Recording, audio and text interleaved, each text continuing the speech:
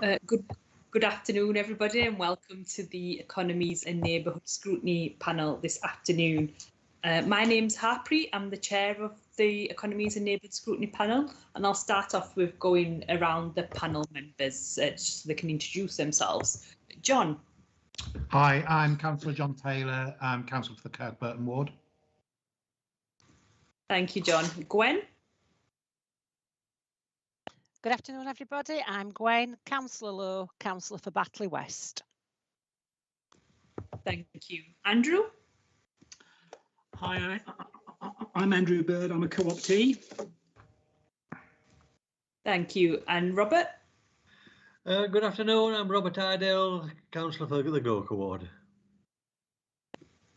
Thank you, Robert. We've had apologies from Councillor Yusra Hussain, Chris Friend and Councillor Martin Bolt as well. Thank you.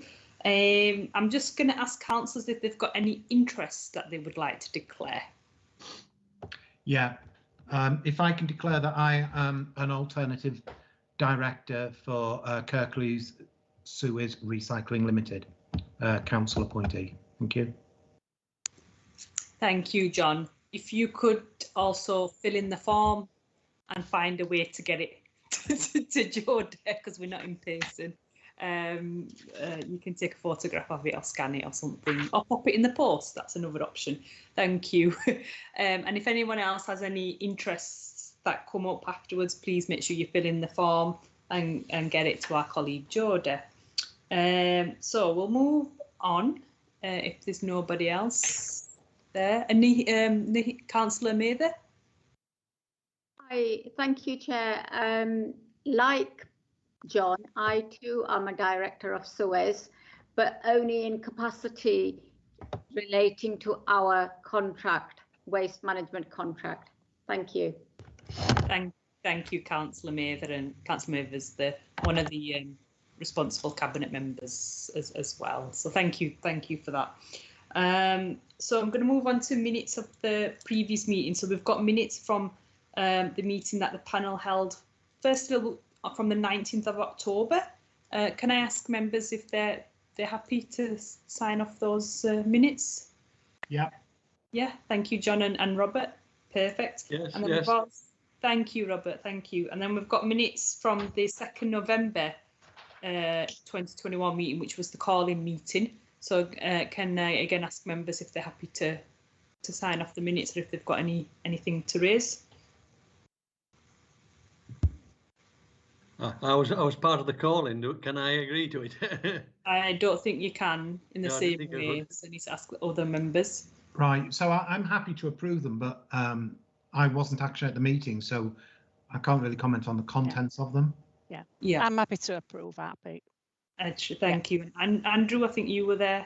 You're all right as well. Perfect. All right. Thank you. Got it. That's brilliant. Thanks a lot. So admission of the public. We are doing this meeting virtually, and people can watch and take part if they want to via YouTube as well. So they're able to watch on YouTube. We haven't received any deputations or petitions, and we haven't received any questions, public questions either. So I'm just going to move on to the work programme. I have got a couple of updates, so I might start with that first, and then I can bring members in if they've got any comments about the work programme. Okay, so I'm just going to read out some of these updates.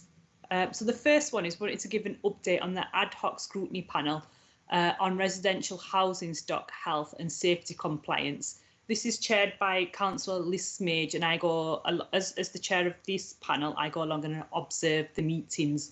So just a quick update, the Overview and Scrutiny Management Committee requested that the ad hoc panel be established in March 2021 to consider health and safety compliance across the residential housing stock, further to a report submitted to Cabinet in respect of fire safety improvements to the 4 council-owned high-rise blocks. The panel has met on 5 occasions since formally commencing the work in July 2021 and has established a work programme that currently extends until April 2022. The panel will produce and publish a final report including its recommendations once it has concluded its work. Okay, so that's the update on the ad hoc housing panel. Next one is Cultural Heart update. So we asked, when we had the Cultural Heart update come to scrutiny, we asked that if they just give us sort of informal updates on a regular basis. So the update on this is the Chair of Scrutiny and myself were briefed informally on the progress of the Cultural Heart, the importance of ensuring a clear pathway through scrutiny for recommendations to be made and responding to, and if necessary, discussed at a later point, was noted. There are plans for the Cultural Heart to return to scrutiny in March 2022, and it was agreed that the update would include response to the recommendations previously given by the panel on the 7th of September 2021. These recommendations were also responded to in the most recent Cabinet report considered on the 16th of November 2021. Okay, so the next one, I'm just going to mention Did someone want to come in? I'm just reading. Yes. Yes, John? Sorry, Harper. Just on the Cultural Heart, so I've made my feelings clear to officers and also at Cabinet that I felt that there was too long of a gap between the briefing we received and the Cabinet report. And I mean too long a gap. It meant that there was insufficient detail when we scrutinised the report for us to really make much. It had moved on a significant way by the time it came to Cabinet, and we had not had the opportunity to scrutinise. And there's no point in having scrutiny involved in the decision-making process if the scrutiny meeting is too far in advance of getting to the point where the decision is taken by Cabinet. I accept that there has to be a length of time, an interval in between, to allow officers to respond to the scrutiny that we undertake. But I felt in that case it was far too long, and I would, if they are bringing the Cultural Heart back in March, I would want to understand when it is going to Cabinet. Because what I don't want is them bringing it in March and then it going to Cabinet in June or July, by which time a whole lot more detail has been worked through, which we were unaware of and therefore were unable to scrutinise or comment on. So almost no point in us being involved in the decision-making process if they're going to bring us in so early. So I just would ask you to take that back and make sure that we understand the timetable that they're working to, so that it is appropriate and we are getting sufficient detail to enable us to do some scrutiny. Thank you. Yeah, sure. So it's me and Councillor Smage who had these discussions with David and David Shepherd, who's the Director of Economy, and I can never remember the rest of it. But him and his colleagues, we had discussions about this, and we did talk about it coming sort of in between sort of the Cabinet timelines. I've got to say the last time we heard from them, partly my fault there as well, because we were just trying to think about timetabling, given the amount of items that we're covering at the moment. So that's probably more for me to take back and you know have a think about that. In terms of the upcoming meeting, which we've got penciled in for March, Jode, if we could just maybe drop an email to appropriate colleagues and just figure out the Cabinet timetabling around it. Again, you know, I think it's a fair point in terms of making sure we've got enough detail as well to be able to do some decent scrutiny on this. So yeah, that's thank you, John, for that. That's helpful. Okay, so I'm just going to move on to the TransPennine upgrade note, if that's okay. So in terms of the TransPennine route upgrade, a report to full council was provided at a meeting which took place on 17th of November. There were some discussions about when there should be discussions with scrutiny on the TransPennine route upgrade. It's since been agreed that Economies and Neighbourhood would consider the upgrade route as a work programme item. So we have had it in our work programme as something that we want to come to us. And the focus will be for the panel to be fully informed of the information that contributed to the withdrawal of the formal objection, and due to the nature of this information, this was to be considered in private. Does that sound okay with everyone? That Yeah, I covers mean the that points was that were raised. that was what I proposed at council, to be fair.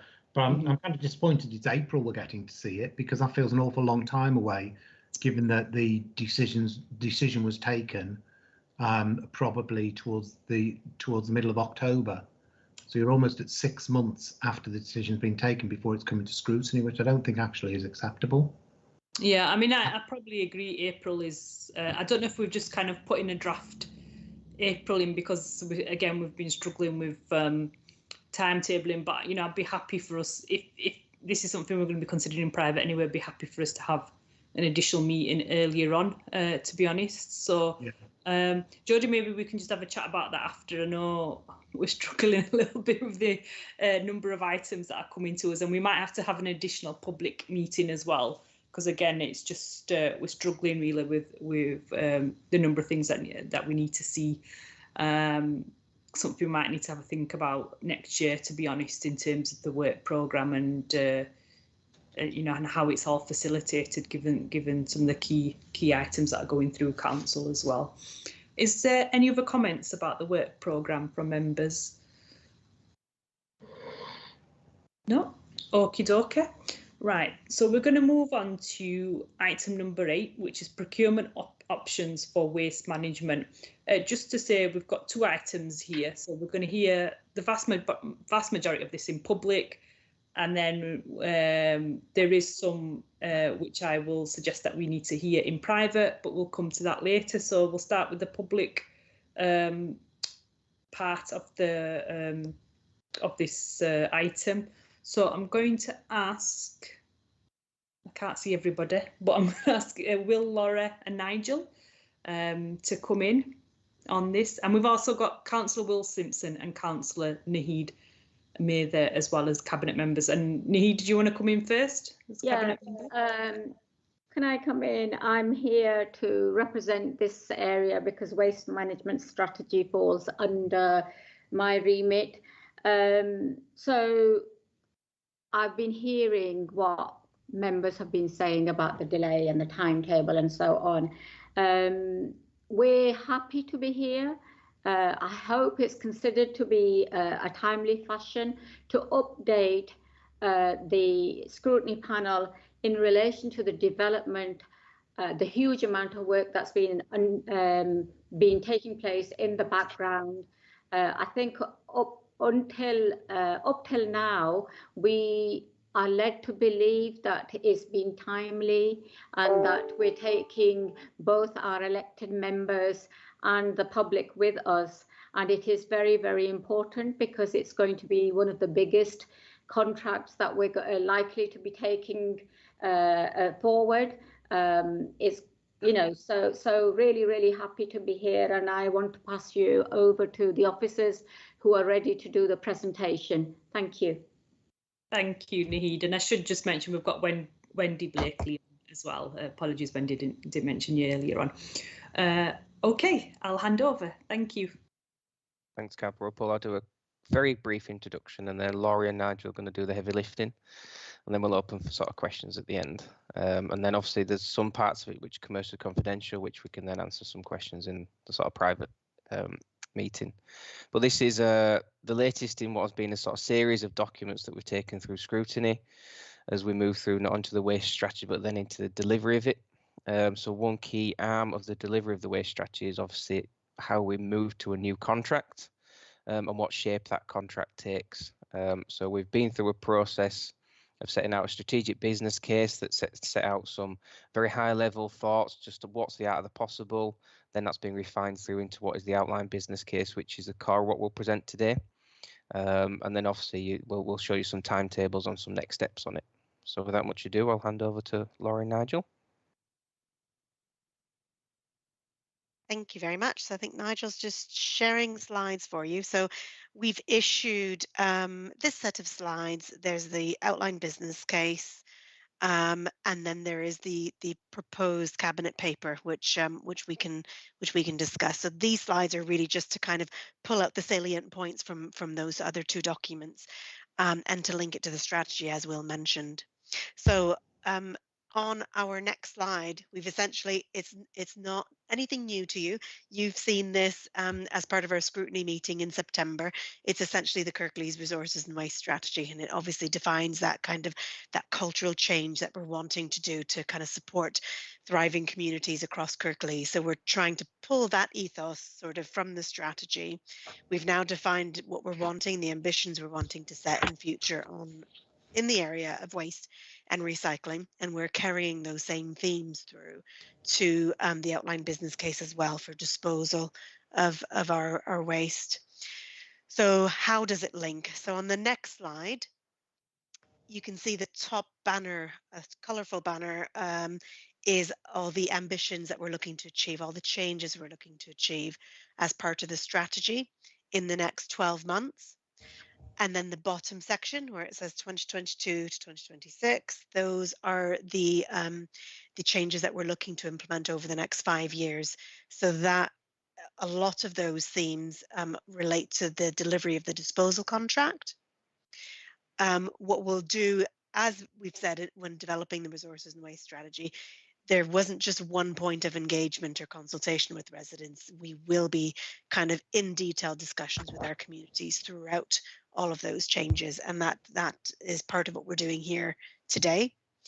So what in particular links to the outline business case? So as you can see on that table, anything just, if you look at the green section, anything that starts with a star, those are the elements that really are critical to the outline business case itself, because it does need that disposal element to enable delivery. So additional plastics in the green bin. As you've heard in scrutiny earlier this month, in September rather, we are looking to bring in more plastics in the green bin. We're really excited to deliver that early through working positively with Suez. So that's happening next year. We have been talking about glass collection trial, which will start towards the end of 2022, and that does need a disposal element. So we need to make sure that that's covered in a replacement contract, as well as in the current. Food waste collection, we know that to hit that 55% food waste collection is going to be quite critical. Another provision that we're looking at is nappy recycling service. And then we're looking at improving our household waste sites, one of which is a reuse shop, which we've introduced towards the end of last week, which is just going so incredibly well. We've already got full containers on sites. So we're now looking, we've got so much interest, we're now looking to empty them, which is great. It's a great problem to have, I suppose. So that's going well.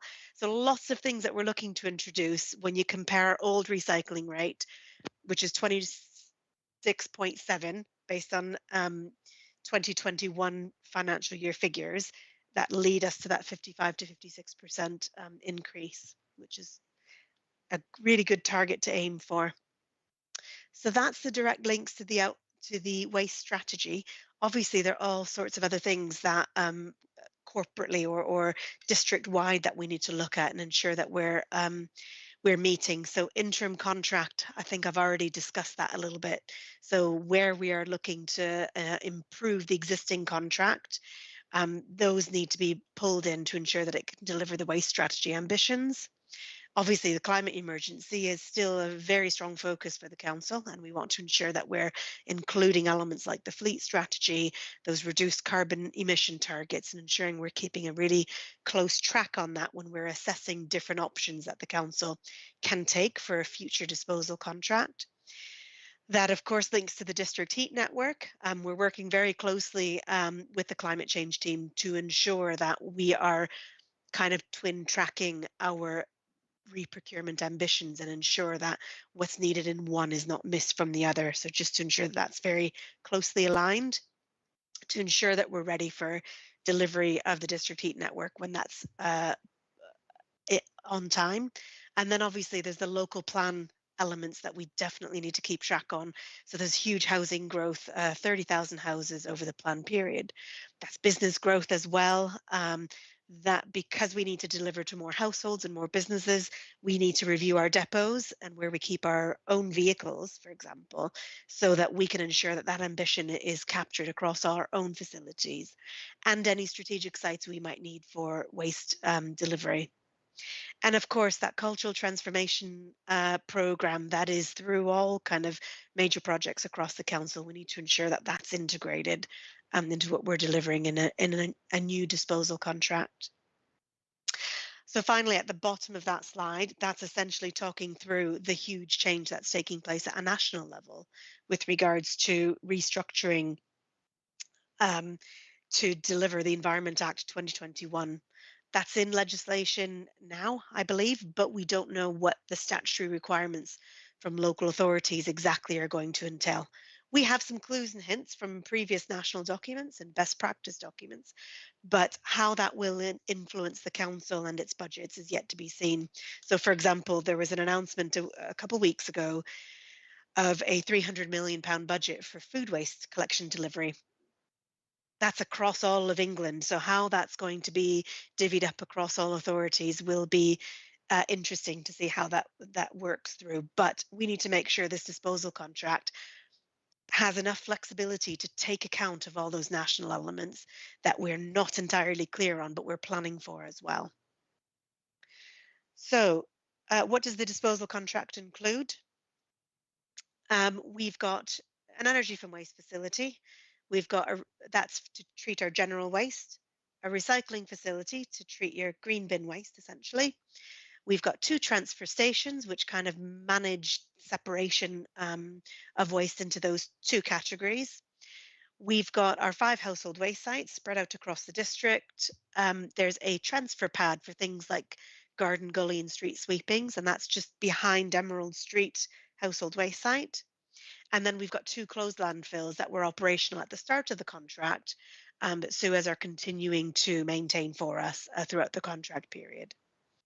We did a condition survey back in 2017 that indicated that Suez have done a great job of maintaining the facilities and keeping it in good condition, and we're updating that condition survey now.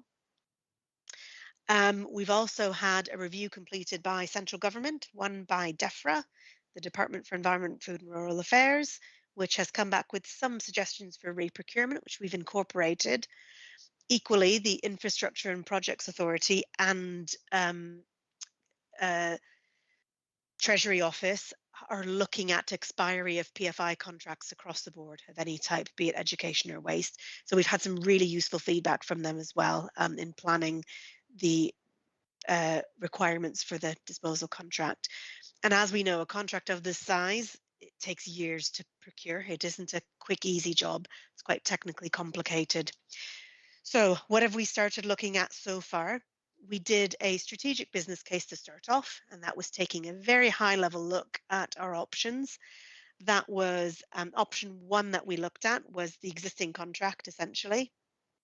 Option 2 is reprocuring the facilities in lots. So a couple of slides ago, I've told you there's EFW. So you had a lot for EFW, a separate lot for MRF, and so on and so forth. So it would mean lots of different contractors that you'd need to manage with interlink between them. And then the third option was, can we just reprocure the EFW and bring everything else back in-house? We then ran, we liaised with central government. We ran a number of workshops. We've appointed technical, legal, financial consultants who are specialists in kind of waste PFI contracts that can help us work through those. We then are, as I've already said, we're updating our condition survey. We've then produced a number of workshops to lead us to the outline business case options. So the strategic business case options were then refined, and then I will hand over to Nigel to look at how what the outline business case options looked like, and then we'll talk about criteria after that. So Nigel, did you want to just go through OBC options? Yep, thanks, Laura. The first one is looking at option 1 that looks at reprocuring all the facilities within a single service contract. So it's very much based on what we're delivering now with one service provider. In addition to the existing services, we're looking to include the treatment of food waste because when separate food waste becomes mandatory, we will need to process these. Demand within the industry on existing facilities will be beyond capacity if everybody's suddenly collecting food waste all at the same time. So what we've done with this is we've built the flexibility to withdraw this from the service contract if a more local facility becomes available that can provide better value for money, because the nearest facility to us is quite some distance away, so it wouldn't actually be good for the carbon impact. So that wraps up option 1, which is quite a straightforward diagram, I think.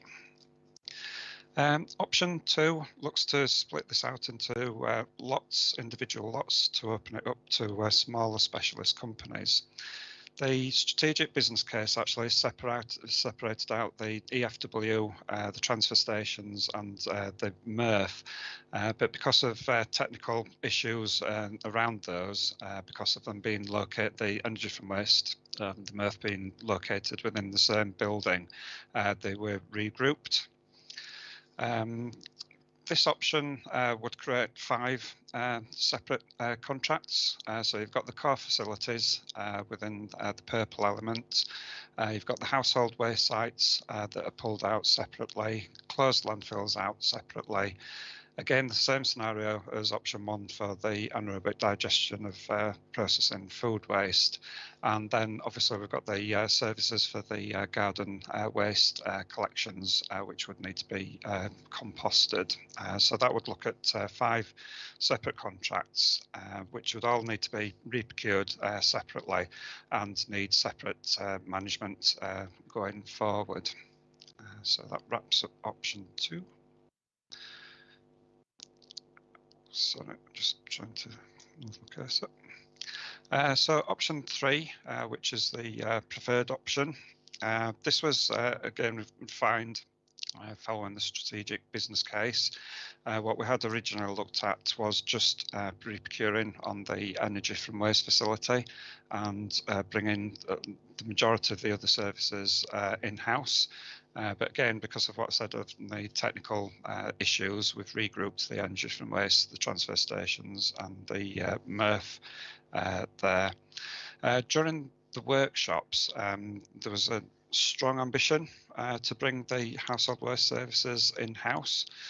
So this would give the council greater control of on the public-facing service of the contract. We had significant issues highlighted through the COVID pandemic, which highlighted the lack of control that we actually had over those services. So in addition to bringing the household waste sites in-house, we're also bringing the transfer pad in for the garden waste. This site is actually accessed through the Emerald Street site in Huddersfield, so it just made sense to make it easier to manage to bring that in-house as well. And also closed landfill sites. With the council currently manages 3 sites themselves, and there are 2 in the contract. So these can be bought in-house at little extra cost because we're already delivering those services. And again, we've got the same scenario with the food waste and the composting, which we have the facility to bring those out if we need to, if we've got better value for money options available going forward. So I'll now move on to additional work streams that we need to carry out as an addition to the business case that we've done. So the first one is to look at the in-house delivery of the household waste sites. There's 40 plus materials that are collected through these sites, so these are either managed or recycled through the contract currently, and we would need a team, a dedicated team, to actually continue that process. So this would look at the other local authorities that are already delivering these services themselves in-house and looking at partnership operations with them. We've got the 2P considerations and pension liabilities, and looking at delivering the best possible future services for the household waste sites. So that will be a separate business case that will be carried out early into the new year. Again, we need to look at the processing of food waste. As I said, we've got the option to pulling that out if more value for money services have become available. And I have said that our nearest facilities is quite some distance away. The MRF provisions, we're looking at processing new materials through the materials recycling facility. So it's what adaptations do we need to make to those facilities to make sure that it's got effective throughput and maximising the capacity through that. And I think Laura's already mentioned that we've got close alignment with the district heat network as well to make sure that the energy from waste facility is a reliable facility to provide a source of heat and power to the networked buildings going forward. And I'll pass you back to Laura now to look at the options evaluation. Thanks, Nigel. So I won't go through these in exhaustive detail just because I know you're constrained for time. But there is quite a hefty list, which you can see in the outline business case document, of different kind of economical, technical, financial considerations and commercial considerations, some of which I've already mentioned earlier, like the district heat network, like our local plan. So there's all sorts of elements that was assessed as part of developing kind of that preferred solution. When we did highlight all the different considerations that we wanted to make, we then held a number of workshops, which included some councillors. It included our kind of technical specialists that we brought in-house. It included some DEFRA representatives as well, just to talk through kind of all of those kind of elements and how you're balancing them against each other. We've also consulted with the market as well. So who would be interested in bidding for which options? So that gave us some quite good insight as well. So what result did we come up with? So we've already alluded to preferring option 3. So that's our limited lots with some elements being brought in-house. So that's essentially, that provides us with the flexibility that we need and the efficiency over time. So if you remember earlier on, I discussed the national government changes. They are quite substantial when we talk about waste and recycling. What we still don't know is what statutory requirements are put on specific local authorities. So we need something that's going to give us flexibility so that we can manage that readily as we're going along. We've seen that with a contract for household waste sites during COVID, it caused some limitations with regards to what we wanted to do for household waste sites. So that's just sort of an example of why we might want to bring them in-house. What it also does is gives us some flexibility and some opportunities that we could implement into some more of our public facing roles. So there's some apprenticeship opportunities, project search opportunities that we can start to bring in to our workforce. We can also think about kind of employee development protocols. It's another element where we could develop some of our teams sort of from loader to driver, trade waste, and then household waste site adds that kind of front-facing customer service element. So it provides a really nice staff development story by bringing that in-house. What we've also found in the market assessment is household waste sites cause an element of reduced appetite, I suppose, for some markets. There are probably only about 3 or 4 companies in the market that provide the whole package that we deliver at the moment. We know that 2 of those companies are merging, so that reduces the market even more. So we want to just ensure that we're opening up this opportunity of quite a large contract to as many market providers as possible, and taking the household waste sites in-house allows us to improve that attractiveness and that value for money. So why didn't we recommend option 1? I think I've discussed that a little bit just now when we've talked about kind of market opportunities. With regards to option 2, this is around kind of the complexity of procuring 4 or 5 contracts all at once, and then managing those contracts, which all interlink with each other, becomes an absolute challenge that the council perhaps doesn't need to undertake. Given the market research that's come back, there are enough providers in the market that can bid for something of the nature that we've scoped out as part of option 3. So option 2 doesn't really provide us the advantages that we need. So what does the procurement look like time-wise? So we've done a quick timeline. We have got a lot of work to do. So Nigel started to talk about all the different detailed work studies on the MRF, the EFW and food waste that we still need to do. On top of that, we've got the whole specification to write. That's quite a challenge. Now we know how Suez delivers the facilities now.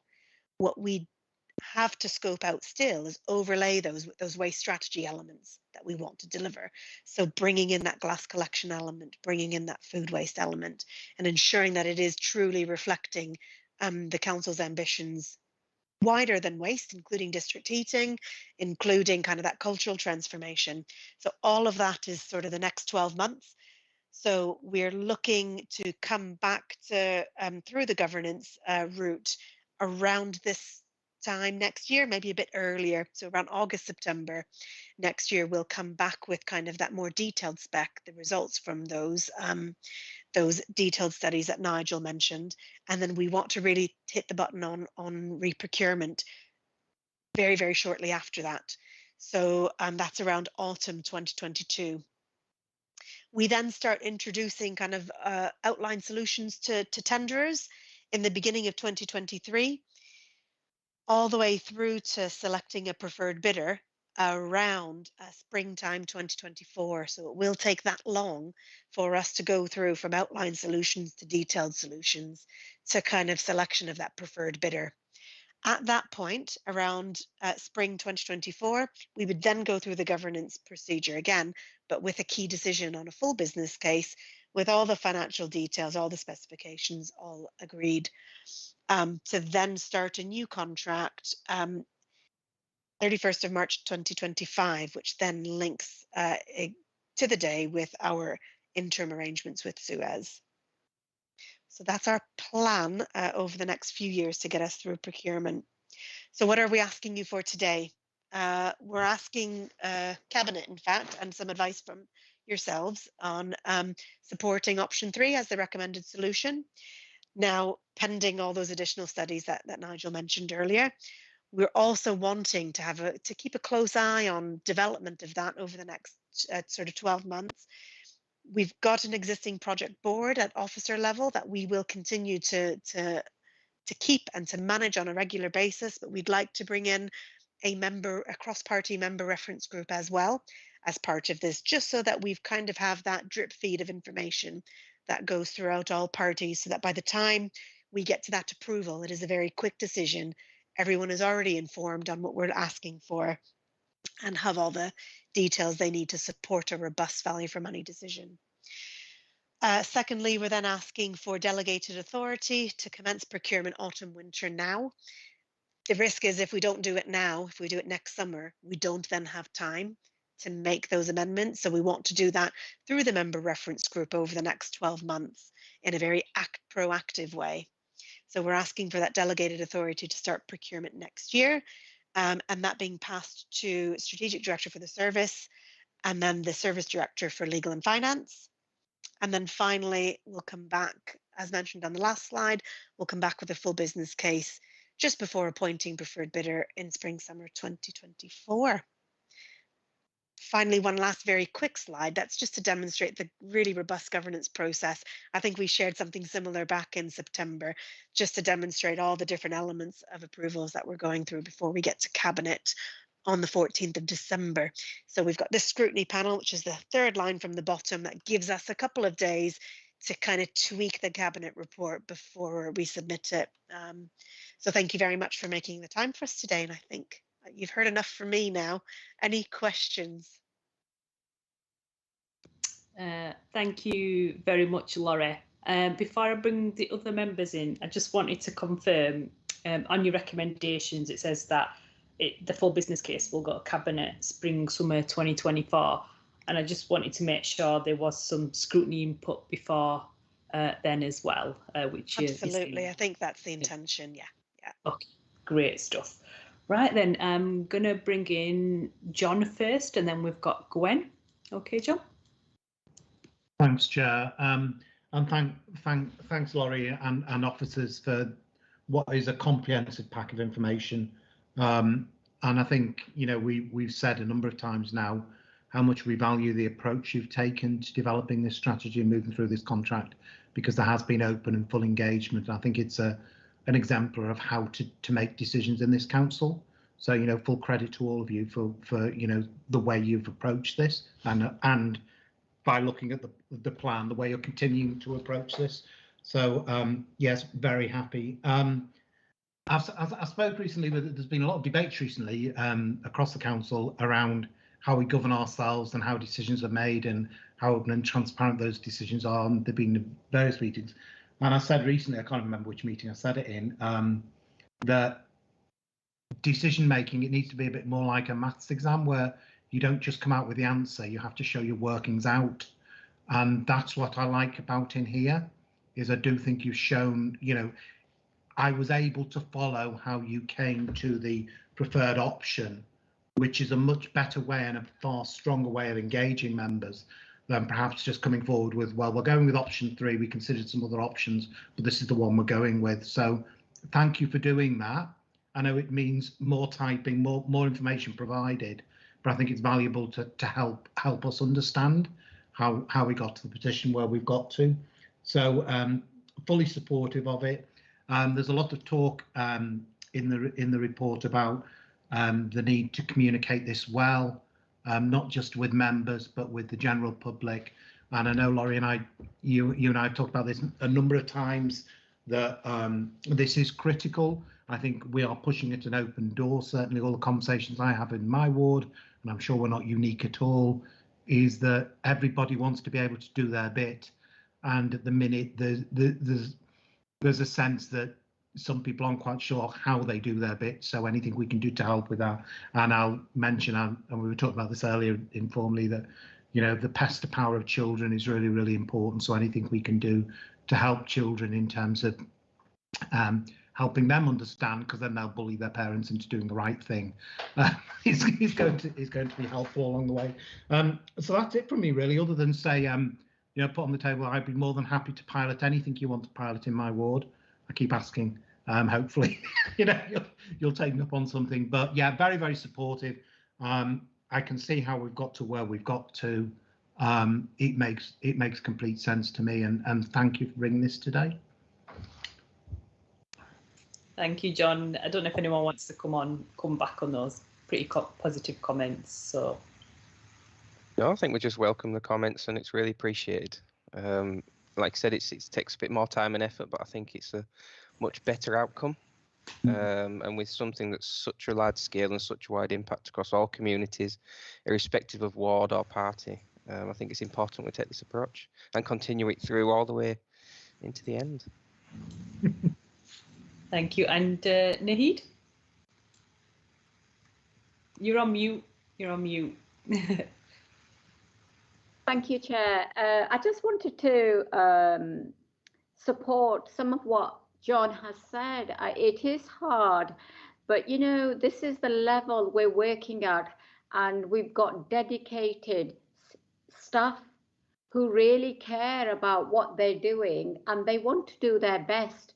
So what we're hoping, as John said, this being one of the exemplars of good decision making, is ensuring that we do all the talking. So when it comes to press the button, everyone's on board. And I just want to say how pleased I am with the staff we have who are leading on this. Thank you. Thank you, Nahid. Okay, I'm going to bring in next, I've got Gwen. Thanks, Harpreet. Can I just say thank you to officers for that presentation, and thank you to John. I think he put his points forward very eloquently, and I just want to echo those. I think officers have done an absolutely fantastic job. It is a very comprehensive package, but I love how you've shared everything with us, that you've talked to us, and particularly like John said, your reasoning, very clear, transparent reasoning why you went for option 3. the reasons why you did that. I love anything about recycling. I'm a bit of a recycling freak. I love my brown garden bin. I love it. I hug it. Very sad answer. I actually hug it. And I'm glad that glass recycling is coming back in. I'm sure some of my neighbours will be. Not that they've got a problem, but I'm sure they'll be glad to see the glass recycling come back in. Anything at all that I can be part of as well. I think, like John said again, about, sharing things with people in the community. One or two of my neighbours, when I see their bins out and overflowing, I cringe because I think that's not going to get collected. So I think that we should be sharing things. And many, many years ago, I once went into my old school with an officer, and we talked about recycling. And I've said this before about telling children, don't throw your quaver packet on the floor. A rat can live out of that for about 4 weeks. Pete loves this story. Yeah, a rat can live from a quaver packet, licking the fat out of this quaver packet. So I think it's important about going into schools. And like with my kids, I used to have this game with my kids. I would give them something. Sounds like a bit of a slave mum, don't it? But I would give them something and say, right, go put that in one of the bins outside to see if they knew which bin that it went in. And it was just a little bit of a game, but it was education as well. So anything that I can do, going into schools, sharing the message with people in my ward, I'm there. Can I just ask one question that's just sort of baffled me? How does the nappy recycling work? Sorry, John. I can't get my head around that one. Sorry. Yeah, I think that's a really good one. And in my pre-briefing, I asked the same question. I think it's great that it's being done, but yeah, if you could give a bit of detail on that. And Laurie, I just wanted to mention as well, while Gwen mentioned the brown bin, which is for your garden waste. In the papers, you talk about the fact that the government might be suggesting that should be a free option to, well, no cost option to residents. I'm just wondering if you can talk a little bit about the potential challenges there might be with that in terms of being able to deliver it if that's what happens. All right, thank you. Do you want me to do that now? So firstly, on the offer to help, yes, please. I think that's very much what we need. What we'll do is be coming back to we'll go to party briefings in January, February to talk through what we could do with help on, in particular with regards to that message on recycling. And I think, as Councillor Taylor said, we've had a number of discussion on kind of community events that we have certain times of the year. I know COVID's kind of set us off track with that, but those starting to come back in now. There's all sorts of things that we can do. So yes, we'll come back to party briefings and talk through what we're planning. But actually, if there's some really, really good ideas of things that happen in your specific communities, happy to do something bespoke that works for your areas. We'll come back to you to specifically talk about green bins early next year, if that's okay, and to kind of bring you into the picture. So that's the first point. On nappy recycling, there's possibly two facilities, but there's one in Wales in particular, which kind of separates out what they call the flock. So that's the fluffy stuff on the inside and other stuff. It separates the flock from plastics, and then they get recycled into other materials. So it is possible.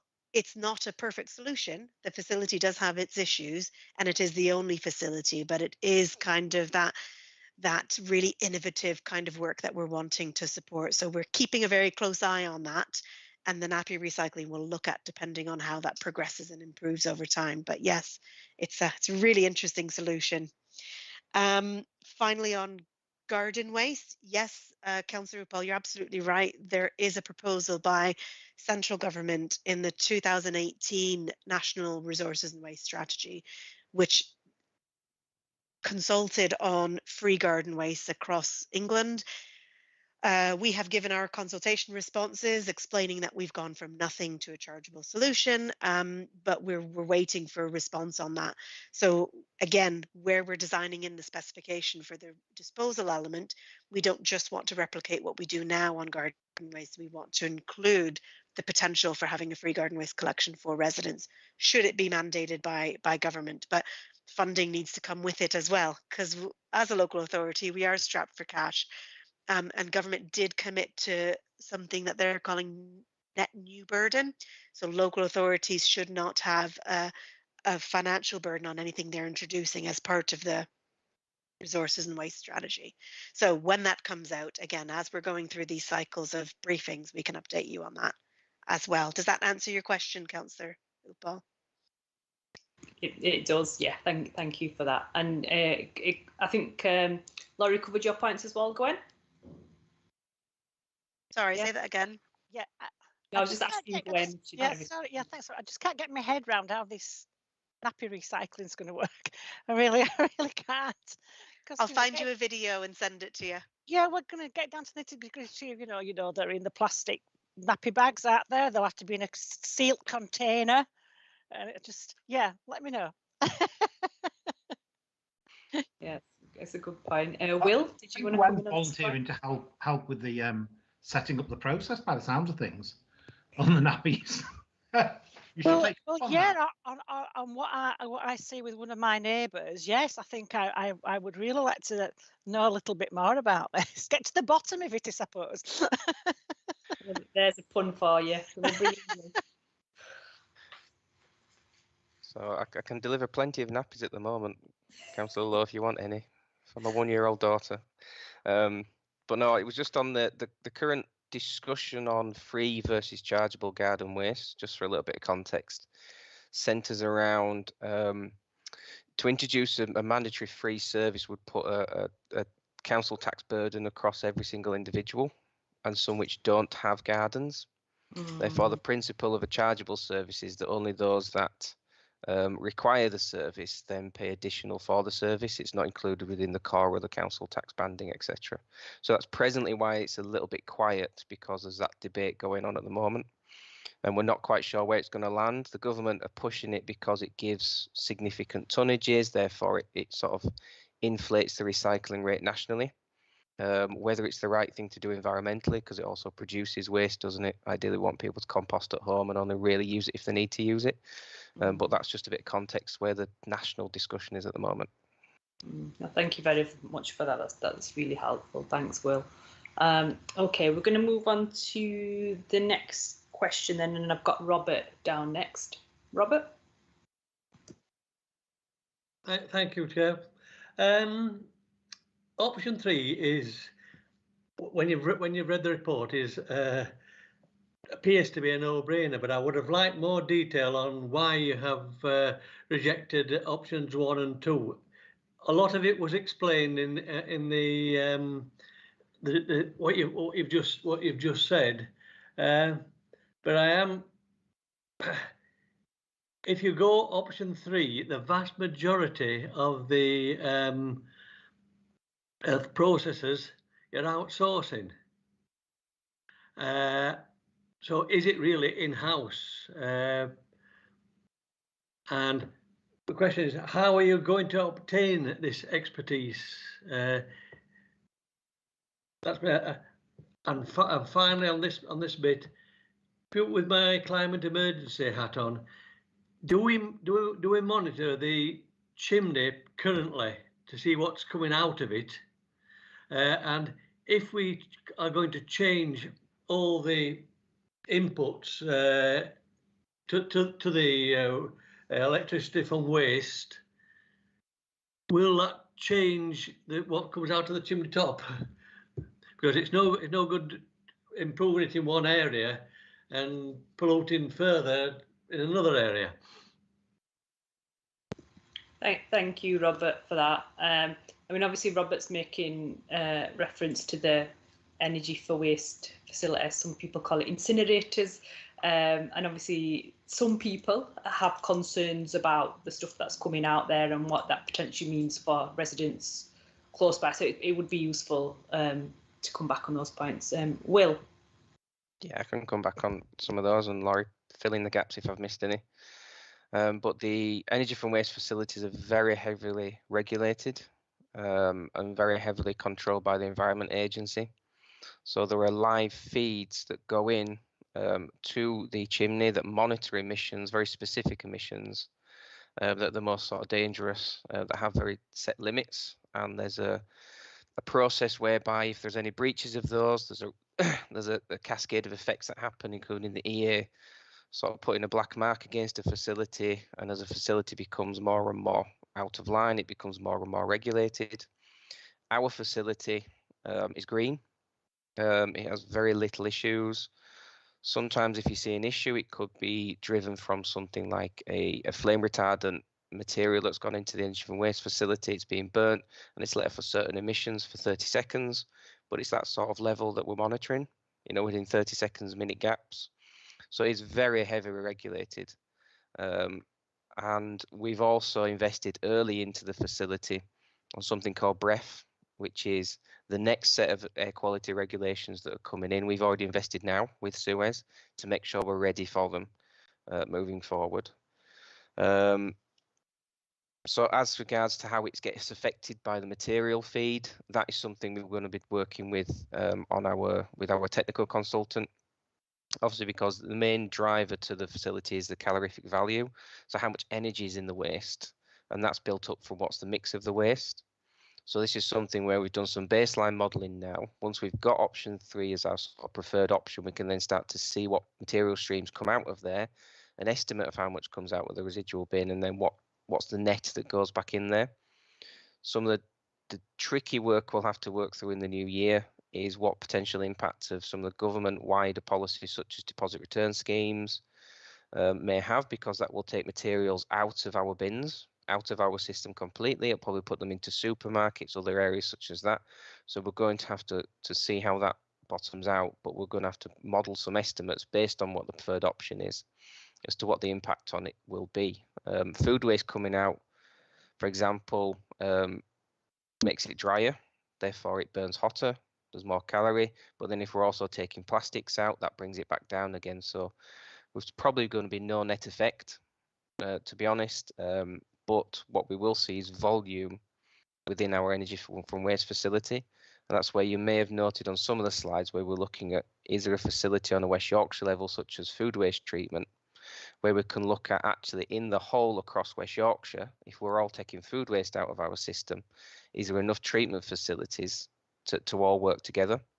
And we're working with places like Wakefield, who have something that's close to an anaerobic digester of a significant scale. But they're working with DEFRA to see could it be converted, and if they are, then they may need some of our capacity. So we're really looking at a real strategic level of what happens with all these waste flows, not just within Kirklees, but also within West Yorkshire as well. And expertise. I think, the majority of what we've kept out are the things that really need a really specialist expertise. So we don't have energy from waste facility engineers. We don't have shutdown engineers, things like that.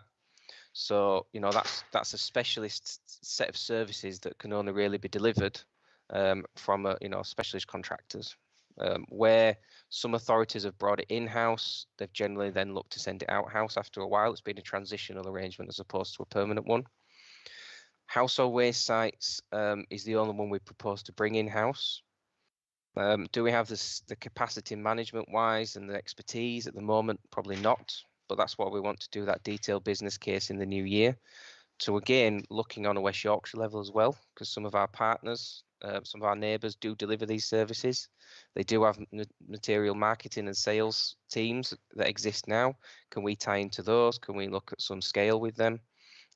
Because the danger is we go to market with 40 waste streams and not a lot of them, so we don't get the value for money from it. But again, the sort of customer experience becomes wholly within our control. So there's, we're not saying that there's a perfect solution there, but it's about what our priority is when we're going to make that final decision. But we don't want to make that decision without having done that detailed next set of work to really understand what that business model would look like, what the cost may be, and how that might deliver over the long term. So I think that answered all of them, hopefully. Yeah, thank you very much indeed. Yes, it does. Great, so thank you, Robert. Bring in Andrew next, and then we'll go to Councillor Smage. Andrew.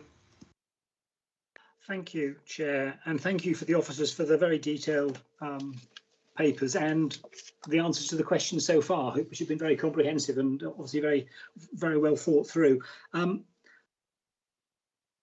my questions, which we talked about in the pre-meeting, really reside around two things. One is three things. One is the issue that's already been talked about by some of the councillors about getting the recycling rate up and getting the green bin used with the right things. And there seems to me to be a big public engagement issue, which you've already talked about, but it felt a bit light in the report about how you were going to go about that and what your timescale for that. So inevitably, this is all about the financial implications and the nuts and bolts of the contract. But I think a bit more substance about your programme for engagement and communication, because I think in here somewhere on your slides you talked about 30 or 40% of green bins being contaminated, and that makes a real mess of the whole the whole thing downstream. So I think you had to have a bit more thought about how you might go about that, and that in a way flows into the next point. This is a really complicated thing to make happen, and I was just concerned that whether you'd thought hard enough about having enough management capacity, both to implement it and then to manage it on an ongoing basis. And recruiting and training those people is a non-trivial task in today's market. So having something about some sort of manpower considerations, not at I wouldn't necessarily a worker level, but at a management level, to make this sort of thing really go forward. It was good to hear Will's answer about why the energy from waste facility was going to be outsourced, because you don't have the technical skills to run one of those. But obviously you're then going to back that into a district heating scheme as well, which brings issues of reliability and uptime and downtime into play. And I just wonder whether you'd thought through, what your considerations were there in terms of connecting those two together.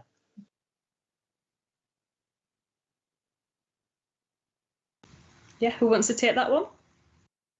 I can take it again. Laurie and Nigel did all the hard work in the presentation, didn't they? You just let me know when you want me to butt in. I'm trying not to interfere, Will, but yeah, let me know if you need help. So which should I take first? So communication, yeah.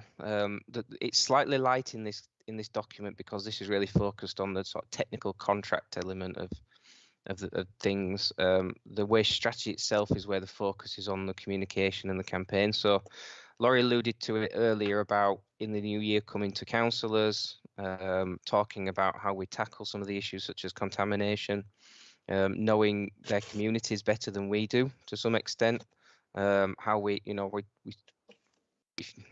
a theory of madness, isn't it? Trying to do the same thing over and over again and expecting a different result.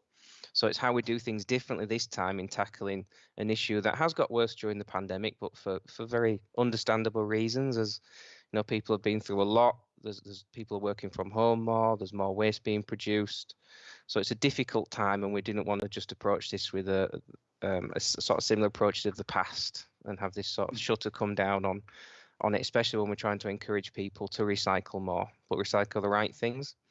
Mm-hmm. So we do have a programme of communication ready. It's ready to go in the new year. We're looking to tie it in with the launch of the pots, tubs and trays as well, because that's a good opportunity to then, realign what can go into the green bin, because we didn't want to communicate now and then change it again in the new year.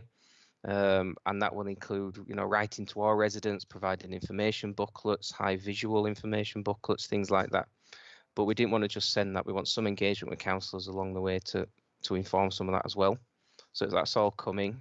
We've also just trained, I think it's 64 recycling champions on the back of the waste strategy, who are going to be really brilliant in delivering some of these things into the community. So once we get them up and running, I think we'll start to have a real local engagement on things, and a real different approach they have in the past, which has generally been just sort of media and mail type approaches, hasn't it? So we are conscious of it. It is coming through. It's perhaps not carried the detail that it needed to in this report, but we're very conscious of that and taking actions. Okay, good. On the management capacity, we have an existing team and an existing contract that manages that. Over time, we've increased that capacity and reshaped it, ready for the reprocurement. We've also supplemented that with external consultant capacity as well, where there's some real technical specialists in, we've got Wood on board from our technical consultants, we've got a legal consultant on board, and we have a financial consultant that are all supplementing capacity within the council.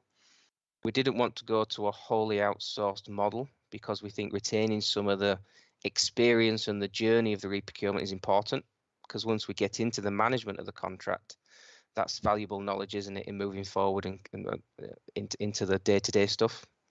As to do we have the right management capacity for the new contract, I don't think we know yet.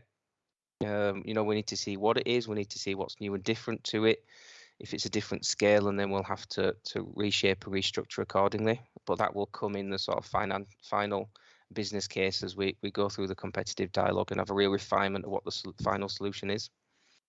And the district heating, I think you've articulated really well some of the real key elements that we're conscious of.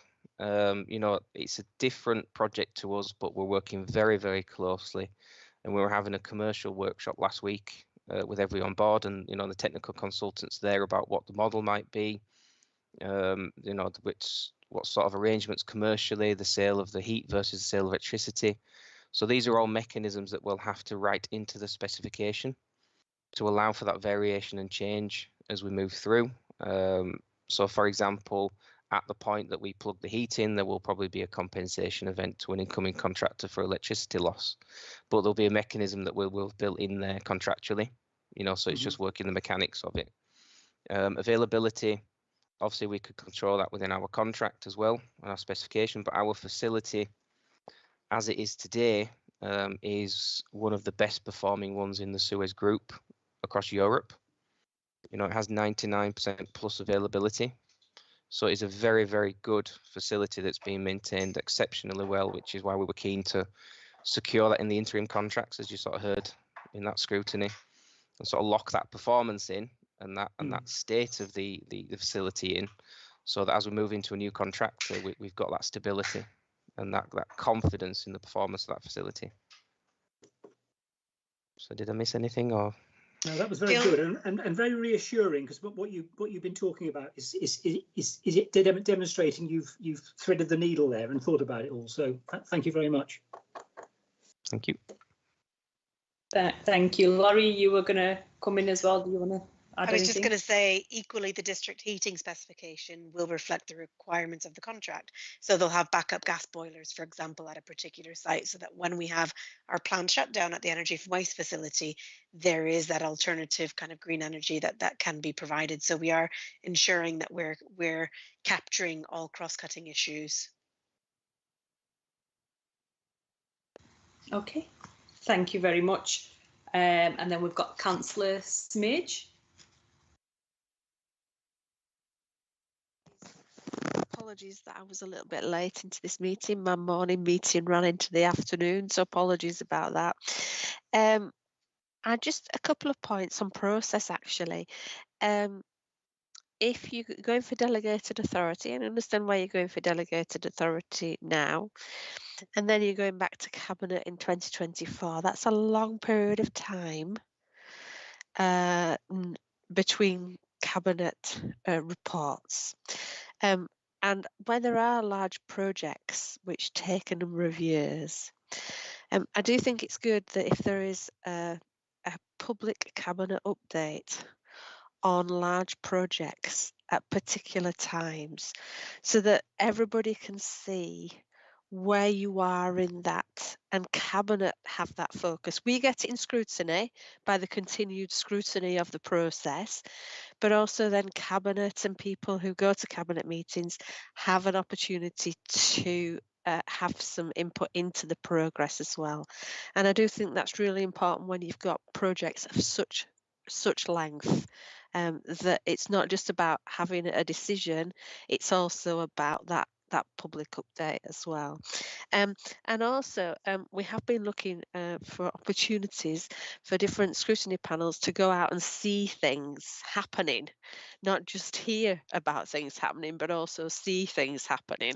And I did wonder if there was some opportunities somewhere along this line for not not the whole scrutiny panel, but different members of the scrutiny panel to maybe go and see something, part of whatever that they're interested in, so they can actually see the progress that you're making in relation to this. Thank you.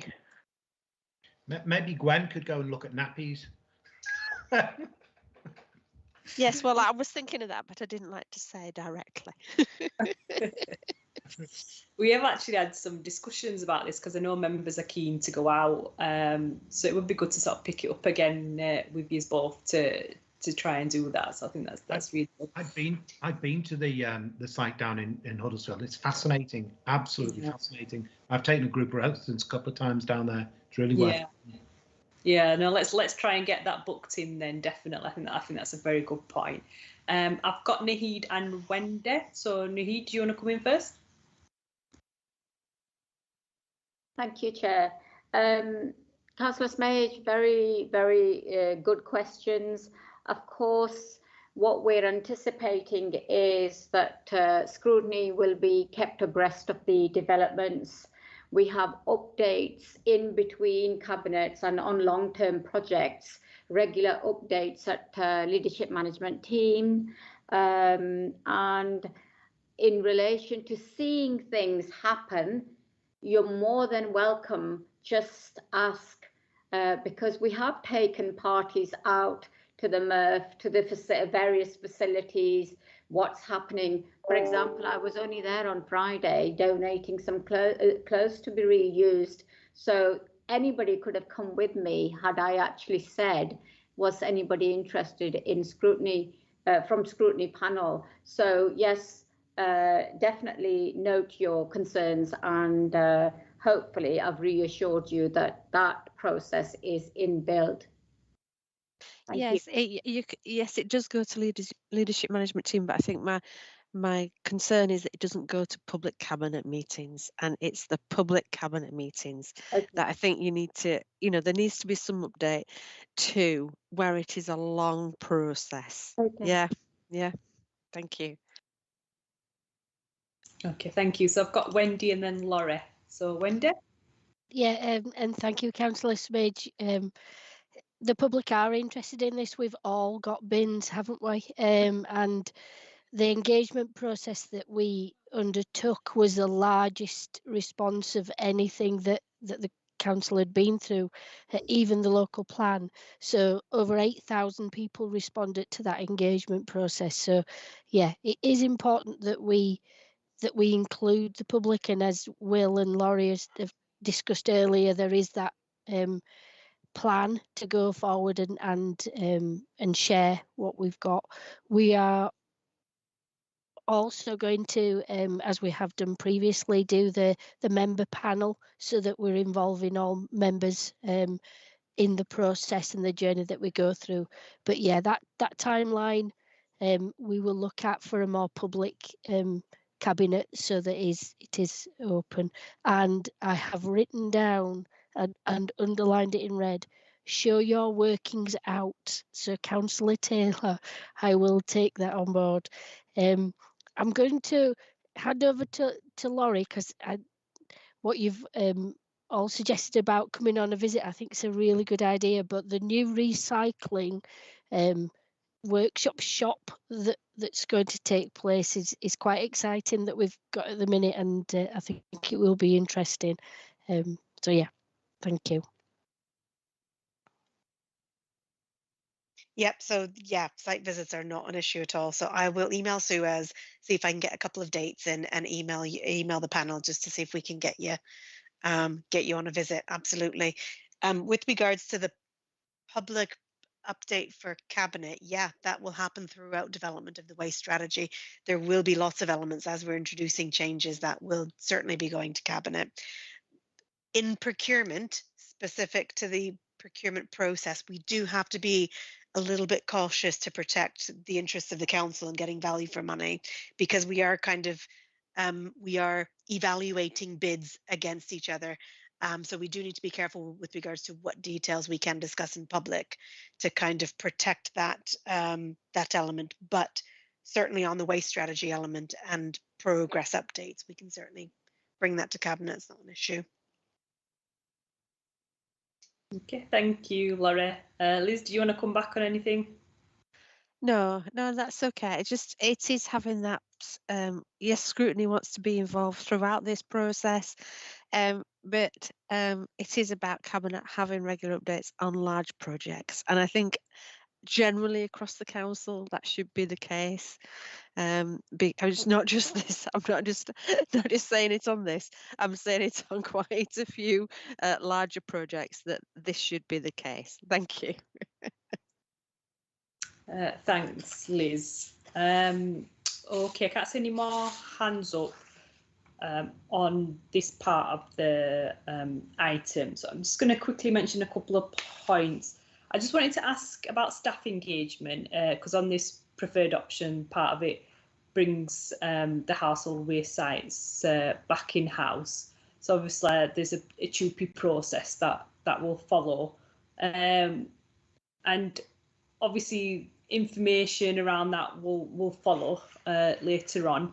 There's not much said about staff engagement yet. I wouldn't expect that right now, but obviously there is a process to follow. So I can see Laura's already got a hand up, but if you can say a little bit about that and, you know, the staff and union engagement that you will be doing sort of going forward on that. And the only other thing I just wanted to mention was food waste, which I think you've covered. But I've seen your timeline. You've got that within 5 years. You haven't got it within the 12-month one. You've got it within the 5-year timeline. It might be a bit early to say where it would fit in within that 5 years. I appreciate that with everything that's going on. I think you kind of did cover this, but obviously you're trying to leave your options open a little bit around food waste and about where it might sit. So you want to build some flexibility into it to allow food waste to be removed from the contract in event that the council pursues a local or regional new build solution. I mean, basically what you're saying is that we will always have some food waste option, but it's about where it sits, I think is what you're saying. But I just sort of wanted to clarify that point. And if you've got some specific timelines on where it might come within that 5-year overall timeline. So, Laura, sorry, yeah. Yeah, so on staff engagement, there are elements, the TUPE process will apply, and there is a very rigid legal process that we have to follow, as we all know from the Homes and Neighbourhoods process and bringing staff back in. So that has all been considered. There are elements that we've had to redact from the public report because it was specifically mentioning staff. SUAs are very much on top of ensuring that their staff are being briefed. We've kept them up to date in advance of the outline business case being published, that it would be published and that they may wish to have discussions with their staff in particular at the household waste site. They've briefed them regularly because they've, up until interim arrangements, the contract end date was 2023. So there have been lots of discussions within SUAS working up to that point, and they have had then follow-up discussions when interim arrangements have been agreed to kind of discuss those arrangements. And we're in the process of working through handback arrangements with SUAS as well on that. So with regards to staff engagement, yeah, we're on top of that, and that union and staff consultation is taking place, but it's being managed via SUAS, who's the existing employer. With regards to food waste, I didn't specifically mention it in this. No, you're absolutely right, Councillor RuPaul. But in the waste strategy, if you scroll to the very bottom where we've got our action plan, food waste is planned in for 2025. So right now, whilst we don't have collections in place, we are still promoting the composting scheme. We've got the trial that took place last year. Natalie's just pulling together the outcomes from that trial. We'll brief Councillor Mather on what we would like to do next, and we'll be coming soon on composting. So in the short term, there'll be a composting scheme coming in play next year. That will then help us kind of deal with the waste minimization element and get people to kind of shop smarter, I guess, when they're doing their food shop, then that will lead into food waste element in 2025. What Nigel mentioned with regards to assessing anaerobic digestion facilities, there are some options around. Do we just give the responsibility to the contractor to find an outlet? Do we build one ourselves? Do we have a West Yorkshire solution? So that paper specifically will talk about the 3 disposal options around where we want to go. We did do our own assessment of a strategic site in the local plan for waste. It isn't suitable for an anaerobic digestion facility. That doesn't mean there may not be another site across Kirklees. We just need to do a bit of a site search for that as well. So that there's quite a bit of work before 2025 that we need to do to get ourselves ready for that within Kirklees as well as regionally. Does that answer your question, Councillor Paul? It certainly does. It certainly does, because obviously there's a lot. Well, I don't know if there's a lot. There's certain authorities that already do food waste. So that's why I think I was just thinking about 5 years. But you've explained very well, Laurie, in terms of that. I think we want it in as soon as possible, don't we? But you've obviously got things that you need to follow through. So I do appreciate that. Okay, is there any more questions at this stage? No? Okay, I'll just try and summarise this public element of where we've got to. So I think we would all say, thank you very much to officers and the cabinet members involved in this process, because we felt as councillors we've been really well engaged in the process, and that's really come across. And the pre-decision scrutiny on this has been really good, so it's been timetabled in. And in terms of if we did want a gold standard of how to do things like this, I think this is one we could say, would give it that stamp of approval. And even John's been given a lot of stamp approval to this one, so we know you're doing a good job there. Engagement with residents is going to be key sort of going forward. You've outlined some of this in your waste strategy, but making sure that continues throughout is important, and particularly with children. I think there's some understanding still around the waste flows or the air that's emitted from the energy for waste facility.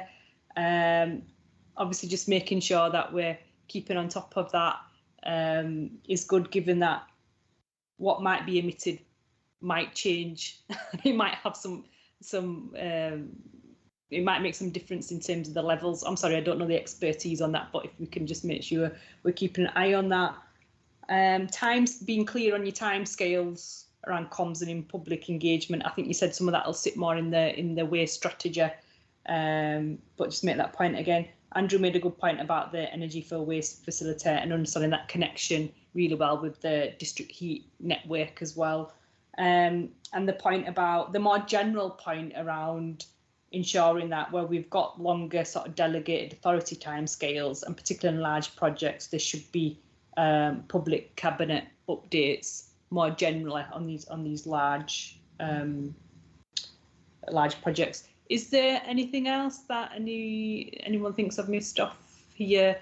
Obviously, we've talked about the complexities of the different waste elements and recycling. We're likely to see improvement in terms of the comms around the green bin, which I think is really important in the short term, and longer term we want to make sure that that's being followed through. Okay, so I think that bit's done. No one else wants to add anything now. Okay, I'm just going to item 8, and I've just got to read something, which is exclusion of the public. So we're going to be going on to item 9, which includes a report which contains an appendix that is recommended to be taken in private because the information contained is considered to be exempt information under paragraph 3 of part 1 of schedule 12A of the Local Government Act 1972, as amended by the Local Government Access to Information Variation Order 2006. It contains information regards the financial or business affairs of any person, including the council. It is considered that it would not be in the public interest to disclose the information contained in the report, as disclosure could adversely affect overall ability to obtain value for money, compromise the commercial confidentiality and intellectual property of organisations mentioned in the report, may disclose contractual terms and impact on any future legal action that may be required. which is considered to outweigh the public interest in disclosing information, including greater accountability, transparency in spending public money, and openness in council decision making. I think someone's trying to test me there with that language. So, so members, can everyone agree that we go into private session given what I've just read out? Can we just show our hands? Perfect. So we're going to go into private session. So thank you to all of those people. I know there's a lot of them watching online, so thank you very much for watching, and we're going to move into a private session. Thank you very much.